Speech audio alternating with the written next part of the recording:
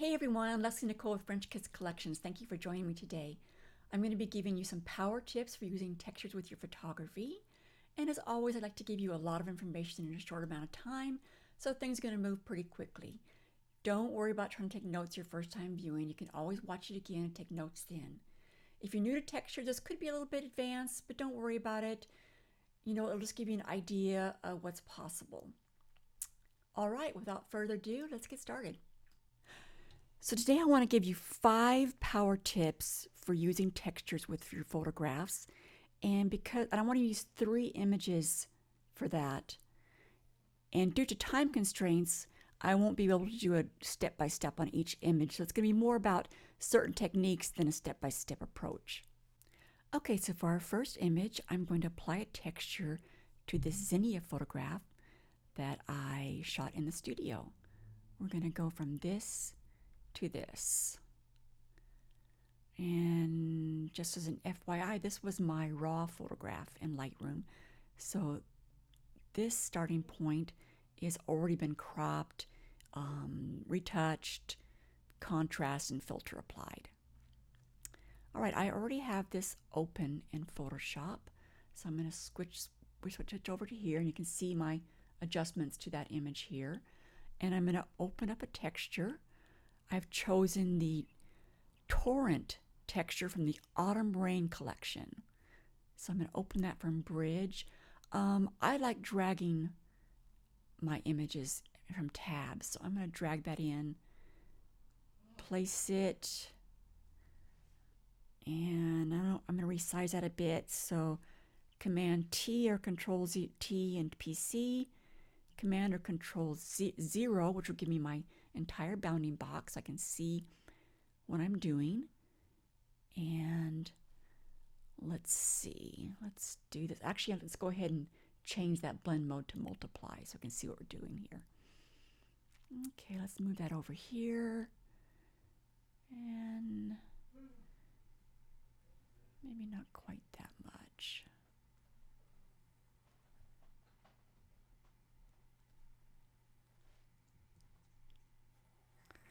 All right, well, let's zoom in here a little bit. I kind of like what the texture, the feeling of the watercolor kind of brings the same nice energy to the image, but I'm not really liking the color. So that brings us to our first tip. We're going to use adjustment layers to change the color and contrast of this texture.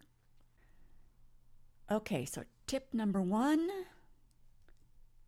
use adjustment layer to change the color, contrast, and saturation of textures. So what are adjustment layers? Adjustment layers are ways of changing your image in a non-destructive way using layers. So on the layer panel, I'm going to go down here to the buttons at the bottom, select the circle that's half white, half black, hold that down with my mouse, or in this case, my Wacom pen, and you have a number of options here. I'm going to choose the hue saturation. Now I only want this hue saturation change to be on my texture and not on my flower image. So I'm going to use a clipping mask to restrain that edit to the texture. So there are a number of ways to apply a clipping mask. Let's just go up here to the properties panel, which I have open above the layers panel. And at the bottom of the properties panel, there's a square with a downward pointing arrow. I'm just going to click that. And now you probably can't see this in the video, but there's on that hue saturation layer, there's now a downward pointing arrow, which means that that is now clipped to the texture. So any edits I do, let's do something wild. That's not actually affecting the flower that much anyway. Okay, so I know from playing around that I want to adjust the hue to -33 and the saturation to +5. And I know that's looking pretty garish right now, but hang in there with me.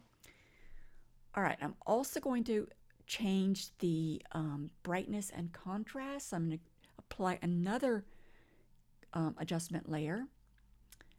Let's do levels, and you can just stack these adjustment layers as many as you want and clip them, just keep clipping them. So This time, let's change things up a little bit. To apply a clipping mask, I'm going to do Command Option G, and that was with the levels layer selected. On PC, that would be Control Alt G. All right, and again, I know from playing around that I want to bring my shadows in to maybe, let's see, 28. And I'm going to brighten my midtones to about 110. Okay, that's looking pretty garish. Let's lower the opacity on that texture layer to 75. Okay, that's already looking better. All right, at this point, I'm going to apply a layer mask to get some of that texture off of the flower. Now, in texturing photographs, the goal is not to completely cut out the image and stick it on the texture. You're blending the texture with the image. So you want to apply a layer mask and just kind of lightly brush out and clean up the texture on the image a little bit. I'm going to hit B on my keyboard to select the brush, and I have the paintbrush selected here, and I already know I have a really soft round brush selected. The way I did that, by the way, is I control clicked on my image and it brought up my brush options. That would have been right clicking on the PC. Okay, and then command click brings me back there to get my brush larger, my right bracket key. I'm going to hit 5 on the keyboard to do 50% opacity of my brush, and then just start brushing over there. Left bracket key to make that brush smaller. Maybe do 3 for 30% opacity to come down here. Now, rather than have you watch me edit this entire layer mask, I'm just going to steal a layer mask from an image that I already have open that I've done the layer mask for. So I'm going to hit Option and hit that layer mask. On PC, that would be Alt, and that shows me my layer mask. I'm going to do Command A to select everything, Control A on the PC, and then Command C or Control C on the PC. Come back over here, Option click again, and paste in that layer mask. Again, that would be Alt on the PC, Option click again, and there's my layer mask all done. By the way, I forgot to mention on that layer mask, when you are using the brush, you want to make sure that your foreground background is set to black and white. You use black to eliminate texture and white if you wanted to bring something back. Let's say that I'm using black, and let's say I just accidentally brushed way too much.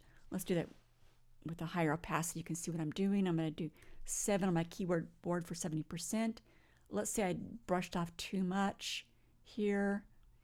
I could do Command Z, but let's just say I did a little bit there. I didn't notice it in time, and I needed to fix that. I'd hit X on my keyboard to bring the white forward to the foreground, and now I could brush with white to bring texture back. All right, so that's looking pretty good, but there's one thing that's bothering me here. Let's zoom in a little bit. I'm not loving this paper texture on the watercolor for this image. Sometimes a paper texture can be a nice touch to an image, but not so much on this kind of light, breezy image. So that brings us to tip number 2, blur the texture. Let's go over to our keynote thing. Tip number 2, blur the texture. All right, now, for those of you who are power Photoshop users, I'll often do a smart object to do a filter, but in this case, I'm not going to. I'm just going to go ahead and apply a blur filter. Let's just do our good old Gaussian blur. And it will depend, how much you blur will depend on the size of your image and your texture. This was already set to about 13, which is what I had before.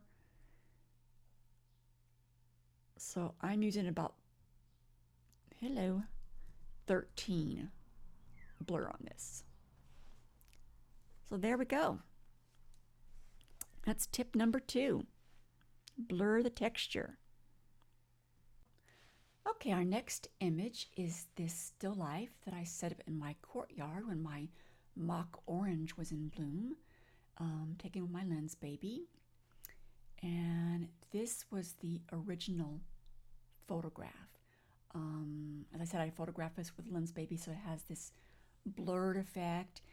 And the blur and the tablecloth kind of draped off to the side here. It feels like there's a lot of movement in here. I liked the possibility of an airy feeling, but I wasn't really getting it from my original photograph. And I did play around with this in Lightroom a bit. This is almost straight out of the camera, but I did lift the shadows a bit in the midtones.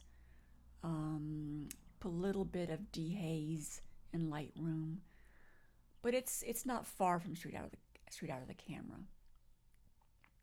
All right, so like I said, I want to make this image go more towards kind of a breezy feeling, maybe almost impressionistic.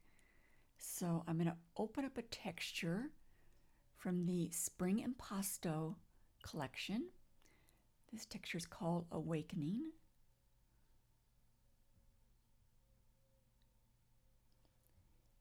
And let's see, let's drag it over.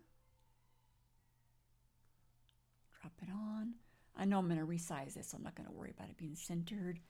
So Command or Control T, Command or Control 0 to see my bounding box. And I'm not going to make this fit, but I'm just going to make it a little smaller.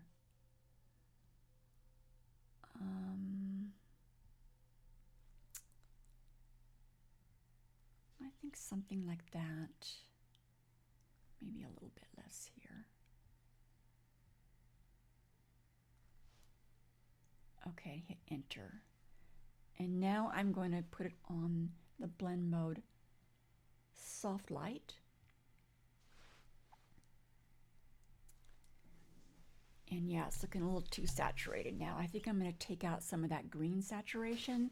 So as we talked about in the early demonstration, I'm going to apply an adjustment layer. I'm going to do the hue saturation adjustment layer. I'm going to do the clipping mask on that. I just did that from the properties panel. And in this case, I'm going to take out the greens. So I'm going to choose the green channel, and I'm going to take it down to maybe minus 42. And it's a subtle change, but it just kicked those greens back a little bit. Okay, so I wanted to get more texture effect, but I definitely don't want to put more saturation or color in it. So what I'm going to do is I'm going to duplicate my texture, Command or Control J, and I'm going to bring it up above that clipping mask. I lost my clipping mask, so I'm going to put it back on there. And now I'm going to do another adjustment layer, and this time I'm going to choose black and white. And I'm going to clip that on there. Holding on the Option or Alt key, I'm just going to hover between the layers and click. Come on. There we go. And that's also on soft light. And I think I want to take off some of the texture on these nectarines. So I'm going back to the color version texture. I'm going to put a layer mask, select a brush, and I know I still have this kind of big soft brush on there. My foreground set to black. I'm going to choose maybe 30%, so I'm hitting 3 on the keyboard, and I'm going to brush that back. Let's do 50. Okay. So that demonstrated tip number 3, which is duplicate the layer and change the saturation and or blend mode. And that was when we duplicated that layer and applied the black and white adjustment layer. And I've also sometimes duplicated a texture and changed the blend mode to normal and used a layer mask. I've demonstrated this in some of my other webinars. And then you could get a stronger effect, like maybe on the edges. So sometimes trying to duplicate your texture, trying a different blend mode, or making even just using layer mask to make some parts of it stronger. Now, when you convert a texture to black and white, you will usually find that you need to change the contrast. You need to play that contrast. So I'm going to add another adjustment layer. Let's see, I want the levels. And I'm going to clip that again. I'm just going to hold on Option and hover between and click. And I'm going to increase the contrast on this by deepening the shadows and bringing the highlights up more. You'll pretty much almost always have to play with that contrast on black and white textures. All right, now I'm feeling like I'm going to zoom out here a little bit. I really want to emphasize this blur going off here. I want to make that brighter.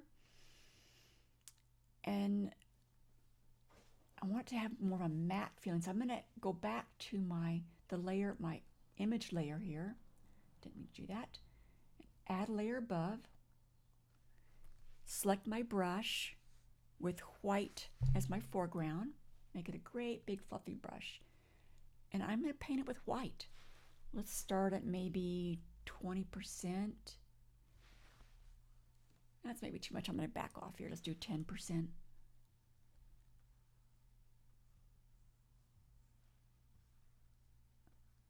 a little bit more here as well. Maybe a little bit down here.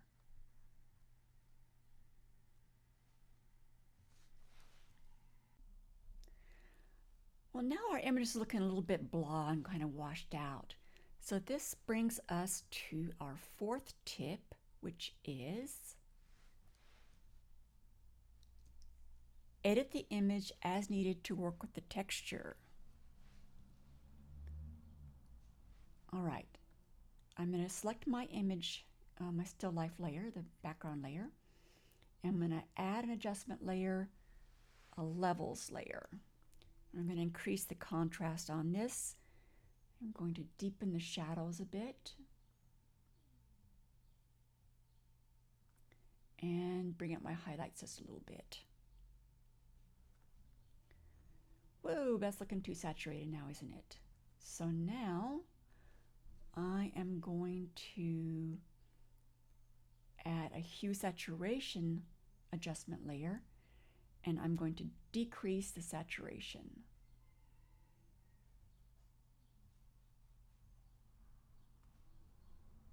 Except that, I kind of like the saturation on the right side. The left side's looking better, looking more balanced. With the right side's looking a little bit dull, I'm kind of losing the nice gold in the teapot, actually the coffee set. So I'm going to select the layer mask on the hue saturation layer. Select my brush, make sure the black is selected in my foreground, which it is. And I'm going to paint that back more. Let's try maybe 70%. So I'm selecting 7 on the keyboard. And I'm going to paint that back. I want this right hand edge to have a little more pop. Let's do 100%, 0.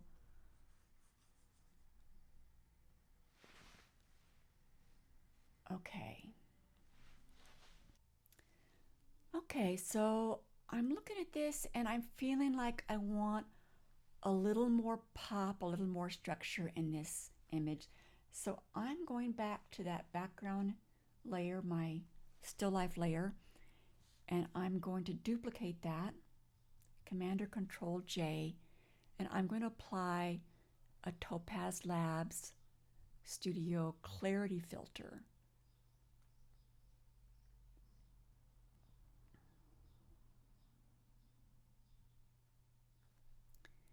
And I want to come down here to I've already done this, of course, so I know what I want to try.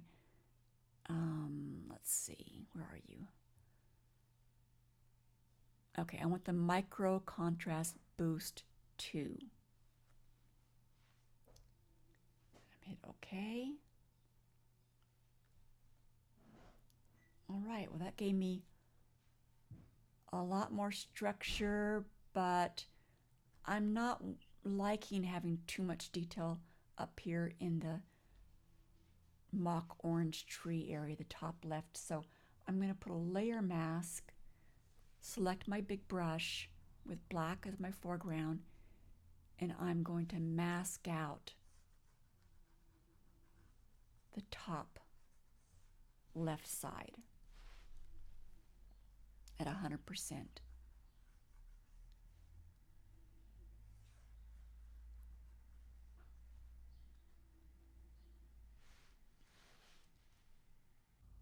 Okay, for my final little edit, I feel like the coffee pot set is looking a little dark to me now. So I'm going to do a little bit of dodging on that. And the best way to dodge is to do a burn dodge layer, not using Photoshop's burn dodge tools.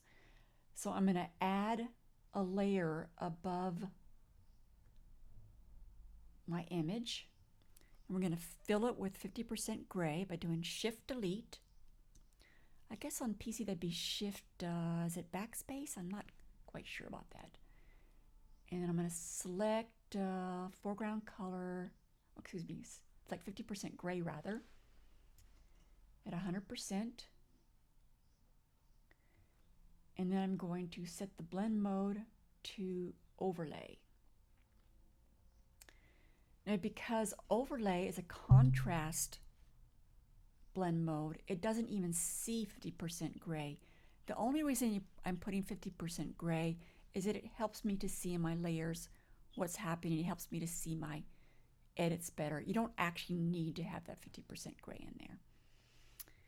All right, with white as my foreground, I've got my brush selected already. I'm going to make that brush smaller by hitting the left bracket tool.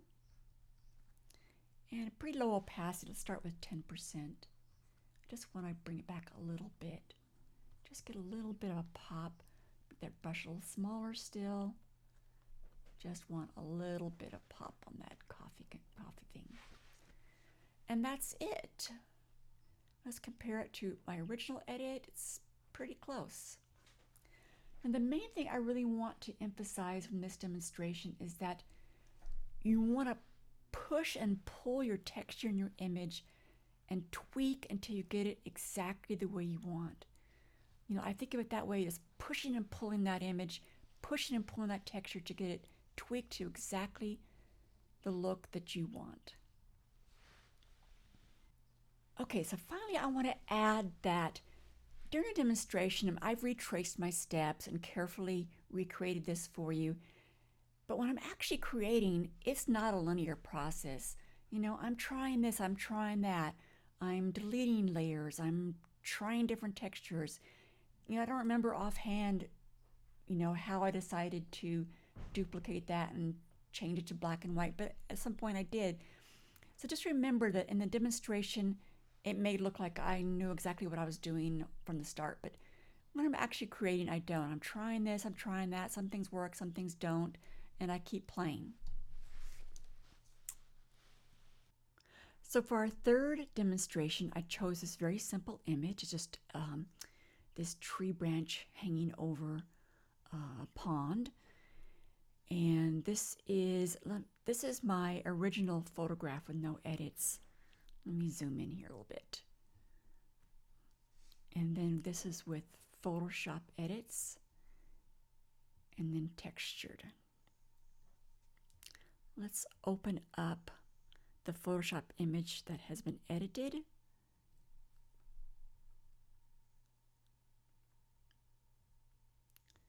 Okay, so I applied the Topaz Labs Clarity Dramatic Contrast and Color filter to this image. I did a little bit of retouching. This was the original. Up here in the right hand corner top, there's a highlight, a spectral highlight up there that's a little too bright. I took that out, and a little bit of a branch that was bothering me there I took out. And then I applied a burn dodge layer and just burned in the center branch just a little tiny bit. Okay, now this is already very colorful and it's a pretty simple image, so I want to put a little bit of interest in there, but I don't want to overwhelm this image either. So I'm going to use a texture that's been converted to black and white. I know we talked about this a bit in the last demonstration, but I wanted to show this one too, to show a black and white texture used on its own. So I'm going to use that same texture I used before, the Spring Impasto Awakening, but this time I'm going to choose the black and white version that's provided in that collection. That collection has the black and white versions included. So I'm going to open that up, drag it into my document. Oops, I didn't hang down, hold on Shift. I usually hold down Shift when I put it on there so that it's centered. I'm going to resize this to fit my texture, do Command 0 so I can see my bounding box. Be Control 0 on PC.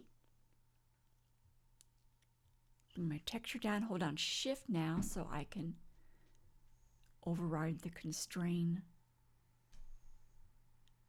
size on that. Hit Enter. Now usually when I use the texture in black and white, I choose overlay or soft light, and I'm going to choose soft light. I think overlay is a little too intense, I think. So I'm going to choose soft light. Actually, let's try overlay and just reduce the opacity and see if I like that better. Let me zoom out a little bit.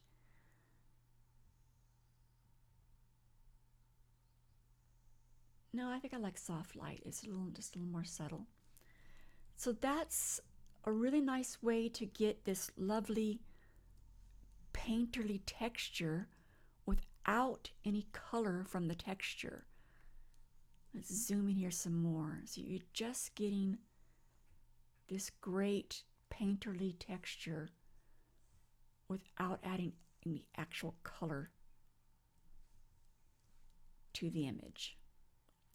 And that's it for this image, and that brings us to our fifth tip, which is convert the texture to black and white or desaturate. You could also use a hue saturation adjustment layer and desaturate a texture, and that can work too.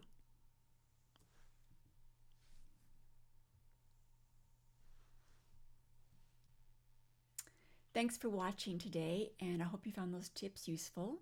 You can find the textures that I used in the links below, and I will see you next time.